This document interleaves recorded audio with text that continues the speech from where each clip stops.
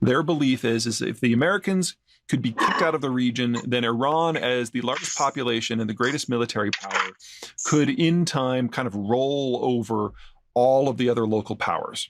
And it's not that I think this is a dumb position. I think it's actually a fairly good read of the history of the region. Iran, Persia as we used to call it, would expand out every few generations and conquer most of the area. But the Iran of today is not the same as the Persia of old. The Persia of old was a polyglot, multi-ethnic empire in which everyone was basically encouraged to define themselves as Persian. It was, if you will, the United States of the day. It included everyone from everywhere. Every valley had its own identity, and they all worked together towards a Persian goal. Now, we're still talking about the Middle Ages and before. It's not that people weren't beaten or anything like that. And it's not like this was a democracy, but it was relatively egalitarian. What happened in the Age of Empires, however, is that the Europeans came in with their deep water navigation and basically cut Iran out of the entire world. They had been the nexus for what passed as global trade. But as soon as the Portuguese and the Spanish figured out how to bypass this entire region and go interface with the Spice Islands and the Chinese directly, all of a sudden Iran became a nowhere. And all of the wealth that used to flow into it went away, the egalitarianism went away, the wealth went away, the cosmopolitanism went away, and the Iran of today is an empty shell compared to what it was. Now, into this environment, about a century ago, the Iranians discovered oil. And they went from having one of the most sophisticated, varied economies in the world to all of a sudden being a rentier state, where there was just one commodity that brought in money and, honestly, invading armies. And Iran ceased being significant. Iran of the Ayatollahs wants the glory days back, but they don't understand that they need to start from scratch and rebuild the cosmopolitan that used to undergird the old Persian Empire, and that is a century, a 2-century, a 3-century process. So they're stuck with the economy of today and the political system of yesteryear, and that is just not a good combination. So that's kind of piece one, people who are chomping at the bit to get back to the glory days, but they really lack the tools. And so what they do is they just work to undermine the systems of everybody else, cause chaos in order to tear down opposing systems so theirs can rise. On the other side, you've got the Saudis, which are, the Saudis are probably some of the least egalitarian people in the world. We've got there a single family, the Al Sauds, who think of themselves as medieval despots of old, divine right of kings, that sort of thing, and how everyone in their country basically exists to serve their needs. They look at the Persians with concern because in times the Persians have conquered what is today Saudi Arabia, but really it's a lot more visceral than that. The Saudis and their allies, the Wahhabis, used to be desert raiding tribes.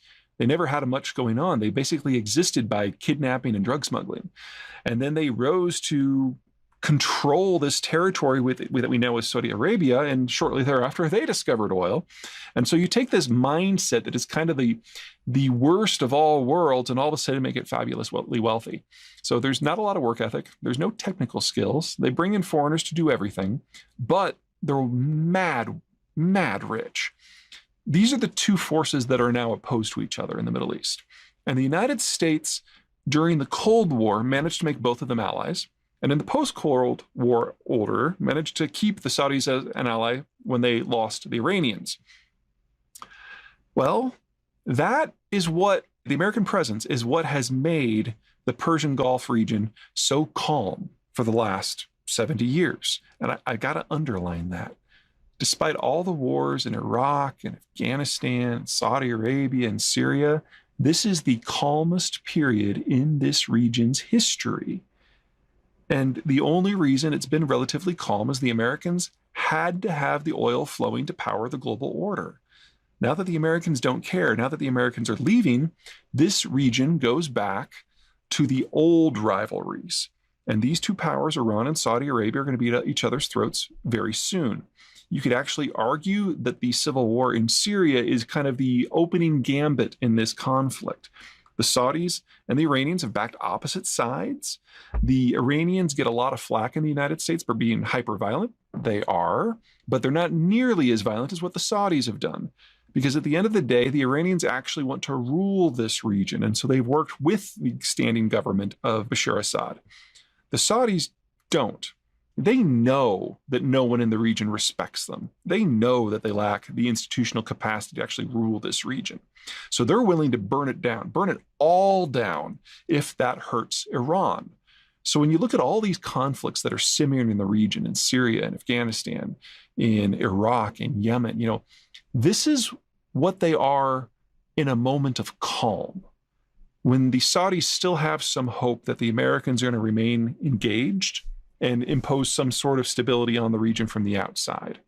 As soon as the Saudis give up on that hope, the gloves come off and this gets serious. I would argue that the Iranians are doing everything that they can, that they're, if anything, overexposed right now. So their ability to surge violence into this region, I don't think it exists. That doesn't mean that they're done by any stretch of the imagination, but I think they've pushed as hard as they possibly can. They might be able to maintain this tempo, but I don't think they can increase it. The Saudis absolutely can. The Saudis conservatively have $2 trillion saved up in their sovereign wealth funds, not all of which is on the books. They also, every once in a while, prune minor branches of the family tree and throw princes in prison and take all their cash. So their ability to ramp up what they're doing is extreme. Keep in mind that some of the backroom, quiet militant groups that the Saudis have spawned and unleashed upon their enemies in the past include groups like ISIS and Al-Qaeda.